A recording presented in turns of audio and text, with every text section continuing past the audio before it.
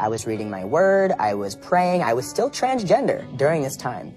And a year later, I was living with my ex at the time, bought the ring, about to start my life with this person, and I'm in the prayer closet, and I'm like, God, why am I not seeing breakthrough in my life? I'm doing everything you asked me to do, and all of a sudden God speaks to me and gives me a vision. And he says, in this vision, there was a man and a woman on one side, and then on the other side, there was a man and a woman and a woman.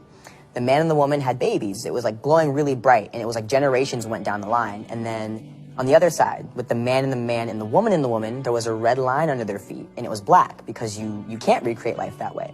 So I'm staring at this like vapor, like this vision in front of my face, and God speaks to me and he says, I made man and woman so you could recreate and share the good news of my son, Jesus Christ. And he says, if the devil can convince somebody, a little boy or a little girl, a man or a woman, that they are gay, lesbian, or trans, he said, not only is the devil going against my will, because the devil's will is always against God's will, but the devil is wiping out entire family bloodlines, and generations of people that I intended to be born will not exist for my glory. So I just remember feeling, wow, I've been really selfish my whole life. Everything in my life was based on my feelings. Oh, I feel like I'm a lesbian. I feel like I'm trans. I feel like God hates me. And I was wrong.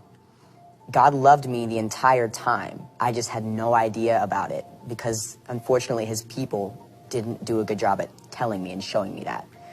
So I'm just sitting there and I'm crying, and God wraps this fiery blanket around me and he says, I love you no matter what you choose, but you have to choose today. And I chose him. I was terrified to choose him because I had been one way my entire life. That's all I've ever known. The next day, I went to church and I got set free of the demonic spirit of Jezebel. And I didn't know anything about demons. I didn't know there was a spirit behind homosexuality. I didn't know there was demons behind false identities, but there was.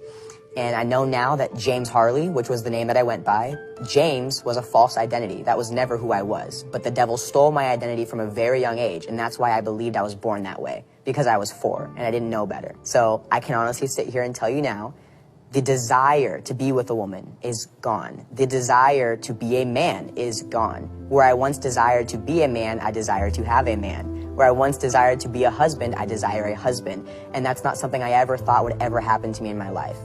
But once I allowed God to change everything, and I put myself in a position to say, you know what, I'm going to put myself aside, I'm going to put me away, and everything I want, I'm going to put it over here to fulfill your will, not mine. That's when my life totally changed. And now I spend most of my time helping people in the LGBT. If you want help, if you're seeking Jesus, I'm here for you.